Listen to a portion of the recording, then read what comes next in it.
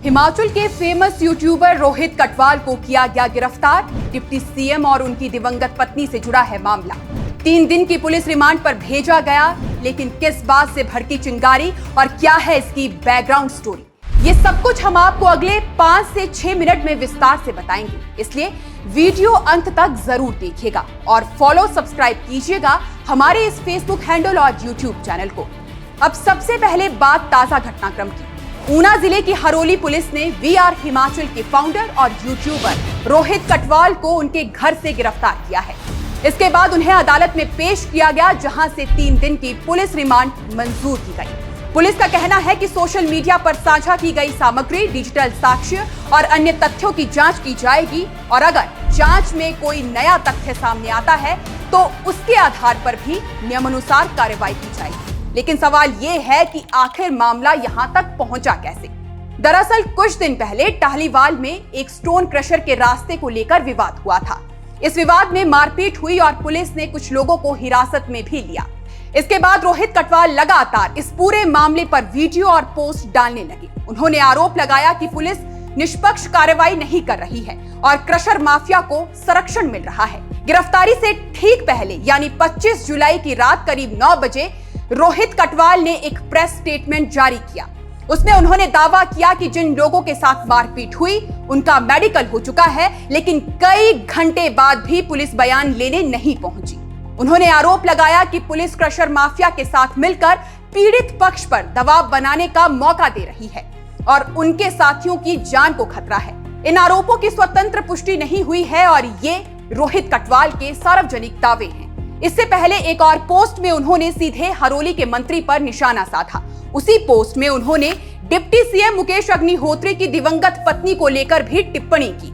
साथ ही ये भी आरोप लगाया कि हरोली में गुंडा राज है, पुलिस निष्क्रिय है और कांग्रेस तथा बीजेपी दोनों स्थानीय स्तर पर एक ही तरह काम कर रही है। यही पोस्ट और इससे जुड़ी टिप्पणियां इस पूरे मामले का सबसे बड़ा विवाद बन गई।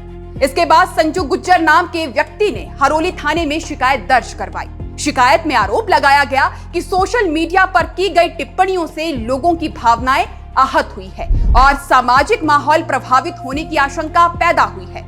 इसी शिकायत के आधार पर पुलिस ने मामला दर्ज किया और फिर रोहित कटवाल को गिरफ्तार कर लिया गया। गिरफ्तारी के कुछ ही देर पहले रोहित कटवाल ने अपनी आखिरी पोस्ट में लिखा, At 1:09 PM, I'm being arrested by Haroli police. यानी उन्होंने गिरफ्तारी की जानकारी खुद सोशल मीडिया के जरिए अपने समर्थकों तक पहुंचाई। गौर रहे कि रोहित कटवाल को सोशल मीडिया प्लेटफॉर्म पर लाखों लोग फॉलो करते हैं और उनके वीडियो अक्सर हिमाचल के स्थानीय मुद्दों पर केंद्रित होते हैं, खासकर अवैध खनन, स्टोन क्रशर, सरकारी कार्यप्रणाली और भ्रष्टाचार के आरोपों से जुड़े मामलों पर उन्होंने लगातार कंटेंट बनाया है। कई बार उनके वीडियो प्रशासन और नेताओं के लिए असहज भी साबित हुए, तो कई बार उनके समर्थकों ने इन्हें जनहित के मुद्दे उठाने की कोशिश बताया। यही वजह है कि रोहित कटवाल का नाम पिछले कुछ वर्षों में हिमाचल के सबसे चर्चित कंटेंट क्रिएटर में शामिल हो गया।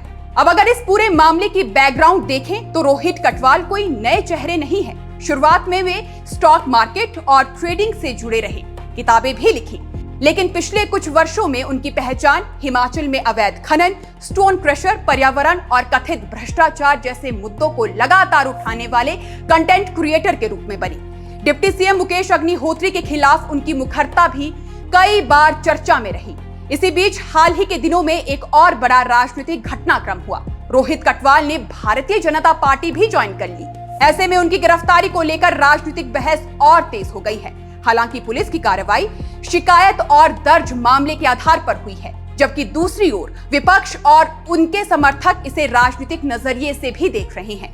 एक और तथ्य इस पूरे मामले को चर्चा में लाता है। कुछ समय पहले रोहित कटवाल का social media platform VR Himachal Bharat में ब्लॉक कर दिया गया था। इसी दौरान हिमाचल के कई अन्य सोशल मीडिया पेज और हैंडल भी कार्रवाई की जद में आए थे। इसमें हमारा चैनल भी शामिल रहा। इसी वजह से अब लोग इस गिरफ्तारी को हाल के सोशल मीडिया एक्शन की कड़ी से भी जोड़कर देख रहे हैं। हालांकि फिलहाल इस मामले में ऐसा कोई आधिकारिक बयान सामने नहीं आया है कि दोनों घटनाओं का आपस में सीधा संबंध है। वहीं दूसरी तरफ पुलिस का पक्ष भी उतना ही महत्वपूर्ण है। पुलिस का कहना है कि शिकायत मिलने के बाद कानून के तहत कार्रवाई की गई और अब पूरे मामले की जांच की जाएगी। यानी फिलहाल जांच जारी है और अंतिम निष्कर्ष सामने आना अभी बाकी है। ऐसे में इस मामले को लेकर जो भी दावे या आरोप लगाए जा रहे हैं, उनकी पुष्टि जांच और अदालत की प्रक्रिया के बाद ही हो पाएगी।